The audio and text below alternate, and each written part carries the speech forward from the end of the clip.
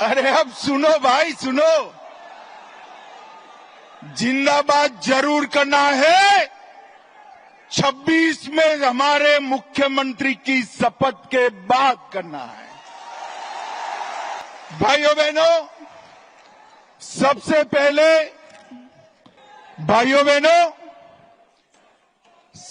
पहले मैं श्री कालीघाट मंदिर, श्री 108 करुणामयी काली माता मंदिर और दक्षिणेश्वर काली मंदिर को प्रणाम कर मेरी बात की शुरुआत करना चाहता हूं। मैं जब ये बंगाल की वीर भूमि पर, संस्कार भूमि पर आया हूं, तब कवि गुरु टैगोर जी, स्वामी विवेकानंद जी, रामकृष्ण परमहंस जी, नेताजी सुभाष चंद्र बोस और हमारी पार्टी के स्थापक स्वर्गीय श्यामा प्रसाद मुखर्जी को प्रणाम कर मेरी बात की शुरुआत करता हूं। वंदे मातरम के रचयिता महान बंकिम चंद्र चट्टोपाध्याय की ये भूमि, जिस भूमि ने सालों तक पूरे भारत का मार्गदर्शन करने का काम किया, चाहे ज्ञान हो, विज्ञान हो, धर्म हो, स्वतंत्रता संग्राम हो, हर क्षेत्र में सालों तक बंगाल ने भारत का नेतृत्व करा।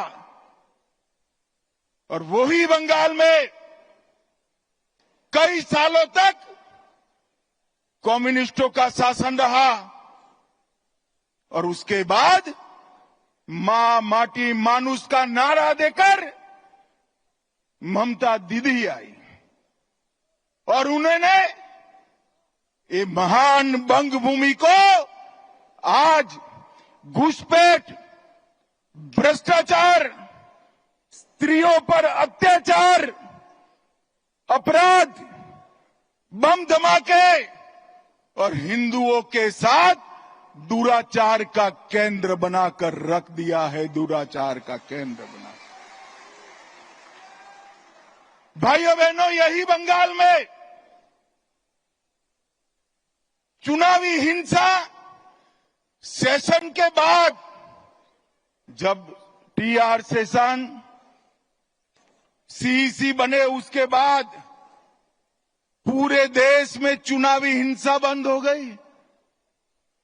मगर ये बंगाल है जिसमें चुनाव के वक्त और दीदी को विजय मिलने के बाद सैकड़ों भारतीय जनता पार्टी के कार्यकर्ताओं को मौत के घाट उतार दिया जाता है। दीदी, कब तक बचाओगी उनको? मेरी बात सुन लो, आपका समय अब समाप्त हो गया है। 26 में भारतीय जनता पार्टी की सरकार बनने वाली। और मैं सारे हजारों की संख्या में बैठे हुए मेरे मंडल के पदाधिकारियों को ये वादा करना चाहता हूं कि यहां तृणमूल की सरकार जाते ही हमारे कार्यकर्ताओं के हत्या के अपराधियों को जमीन में गाड़ा है तो भी बाहर निकालकर सजा करने का काम करें। लोकतंत्र के अंदर हिंसा कभी शोभा नहीं देती है। दीदी, हिम्मत हो तो हिंसा के बगैर, रैगिंग के बगैर चुनाव कराकर देखो। आपकी खुद की जमानत ये बंगाल की जनता जब्त कर लेगी।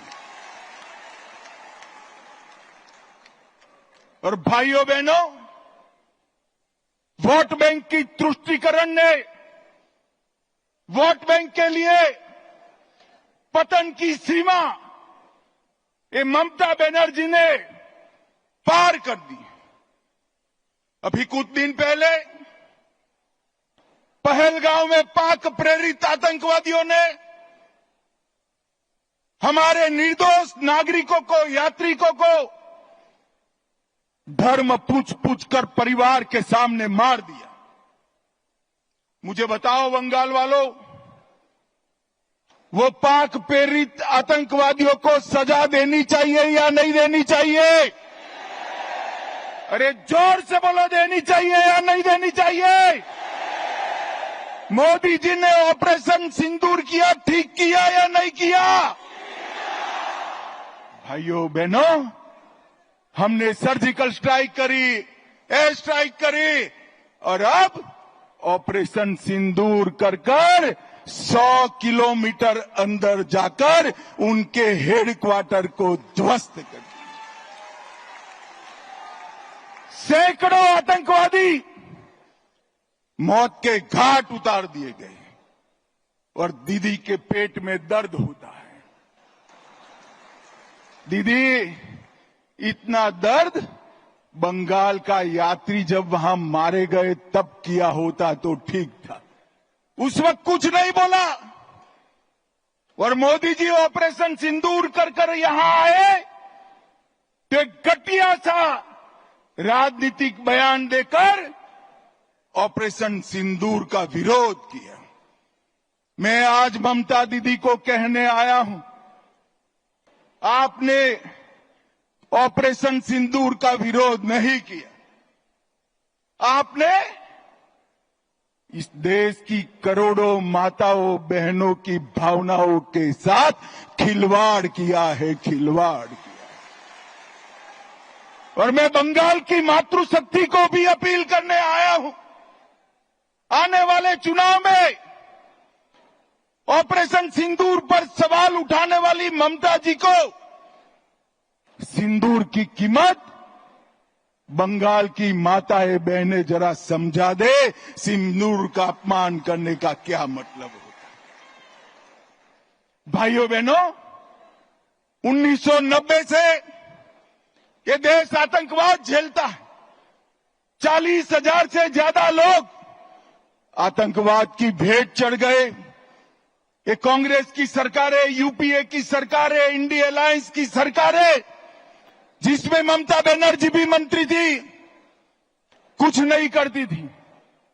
नरेंद्र मोदी सरकार आने के बाद गोली का जवाब गोले से देने की शुरुआत नरेंद्र मोदी ने।